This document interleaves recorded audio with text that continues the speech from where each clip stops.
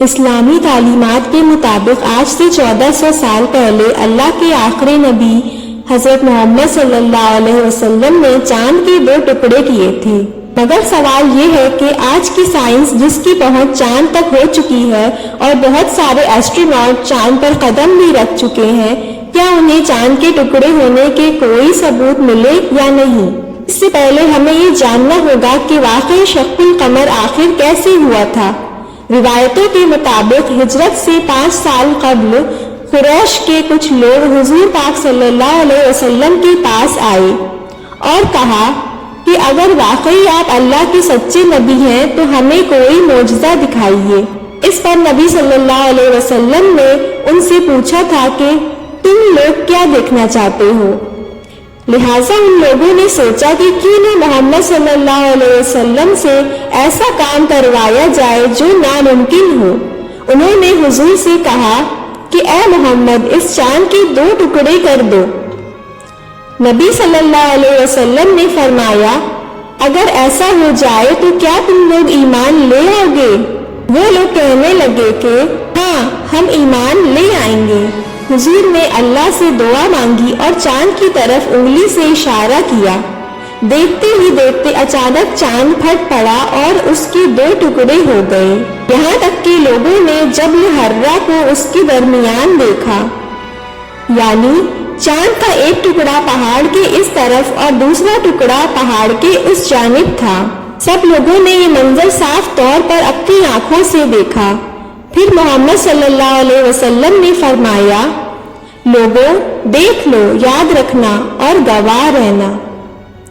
اس کے بعد آپ نے اپنی انگلی سے چاند کی طرف اشارہ کیا اور وہ دیکھتے ہی دیکھتے پہلے کی طرح جڑ گیا۔ مگر کفار مکہ نے اتنا بڑا معجزہ دیکھنے کے بعد بھی کہا کہ یہ تو صرف محمد کا ایک جادو ہے۔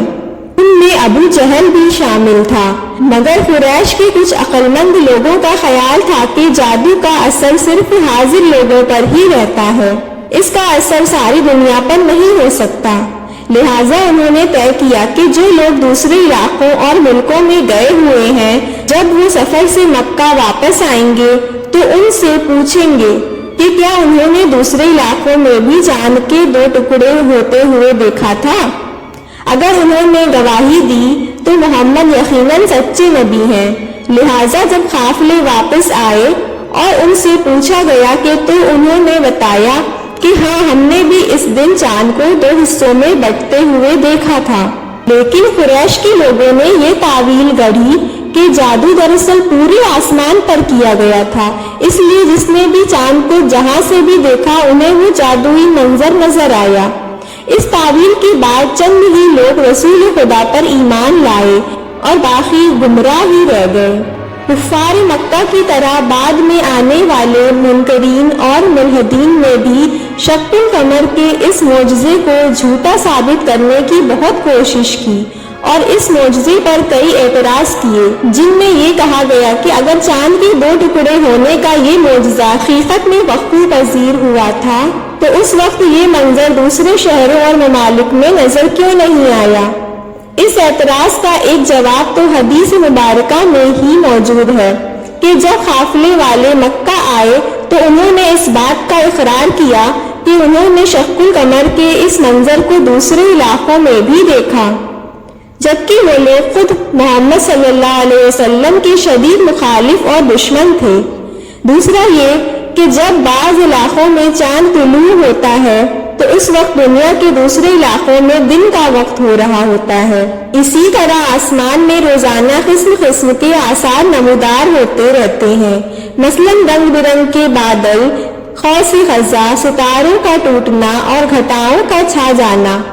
لہٰذا اس وقت شق القمر کا یہ معجزہ انہی لوگوں کو نظر آیا جو اس وقت ان علاقوں میں موجود تھے جہاں آسمان بالکل صاف تھا اور وہ اس وقت آسمان کی طرف دیکھ رہے تھے، جبکہ دوسرے لوگ اسے دیکھ نہ پائے۔ اس کے باوجود شق القمر کے اس معجزے کو اس وقت دنیا کے کئی ملکوں میں دیکھا گیا تھا اور انہی دستاویزوں میں محفوظ بھی کیا گیا تھا جن میں ہندوستان سر فہرست ہے۔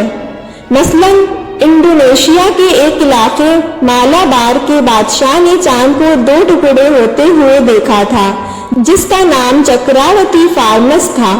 اس نے اس واقعے کو ایک دستاویز کی شکل میں لکھوا لیا تھا جس کے ریکارڈ آج بھی موجود ہیں۔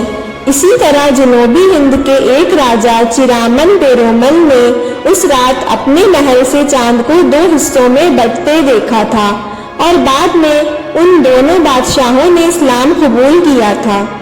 اس کے علاوہ ہندوستان کے الور کے مجسموں میں ایک ایسا مجسمہ آج بھی موجود ہے جس میں ایک تحریر لکھا ہے۔ اس مجسمے کو اس وقت بنایا گیا جس وقت چاند 2 حصوں میں تقسیم ہوا تھا۔ یہ تمام واقعات اور مزید تفصیلات لندن میں واقع انڈین آفس لائبریری کی پرانی آرٹیکل اور ڈاکیومنٹس میں آج بھی موجود ہیں۔ دوسری طرف جدید سائنس کی تحقیقات جہانی نظریات اور فیکٹس کو پیش کر کے اسلام کی حقانیت کو ثابت کر رہی ہے۔ وہیں شق القمر کا یہ معجزہ بھی 1400 سال بعد آج سائنٹیفک ریسرچ کے ذریعے ثابت ہو چکا ہے۔ دراصل سال 1680 میں ایک ریاضیداں اور ماہر فلکیات ڈونینسیو کسینی نے چاند کو بہت ڈیٹیل سے اسٹڈی کیا اور چاند کی ایک تصویر بنائی۔ اس نے اس تصویر میں چاند کے درمیان ایک لکیر بنائی تھی، لیکن وہ خود اس لائن کی حقیقت سے انجان تھا۔ دراصل یہ شق القمر کے معجزے کا وہ ثبوت تھا جو پہلی بار کسی غیر مسلم سائنسدانوں نے دنیا کے سامنے پیش کیا تھا۔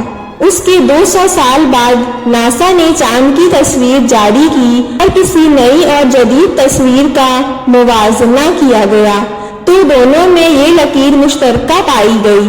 چنانچہ سائنس نے مزید ریسرچ میں لگ گئے کہ یہ چاند پر لکیر کس چیز کی ہے۔ جیسا کہ اللہ رب العزت نے فرمایا ہے کہ تحقیق کرو میری تخلیقات میں اس میں نشانیاں ہیں عقل والوں کے لیے، لہٰذا ایسا ہی ہوا۔ مزید گرہیں کھلتی گئیں اور سال 1969 میں ناسا نے جب اپولو 10 مشن بھیجا تو اس نے بہت قریب سے چاند کی تصویر اتاری جس میں واضح طور پر اس لکیر کو دیکھا جا سکتا تھا جو ماضی میں چاند کے 2 ٹکڑے ہونے کی کھلی نشانی تھی۔ سائنسدانوں کو پتہ چلا کہ چاند کی سطح اس لکیر کی طرف سمٹ رہی ہے اور چاند مسلسل اس لائن کے گیپ کو بھرنے میں مصروف ہے۔ ہائپوتھیسس کے مطابق ماضی میں ایک بار چاند کی جسامت میں کچھ کمی واقع ہو چکی تھی اور چاند پر موجود وہ لائن اس وقت وجود میں آیا تھا جب چاند 2 حصوں میں تقسیم ہوا تھا، جسے آج بھی وہ لکیر پورا کرنے کی کوشش کر رہی ہے۔